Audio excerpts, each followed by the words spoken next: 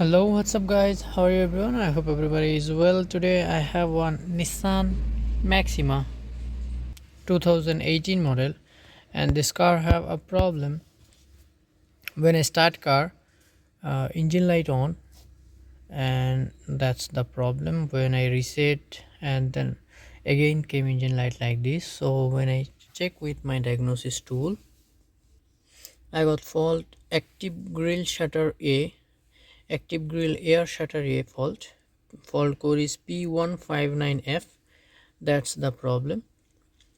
So customer told me this is a accident car.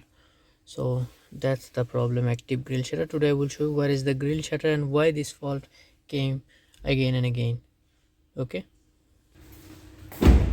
this is the car,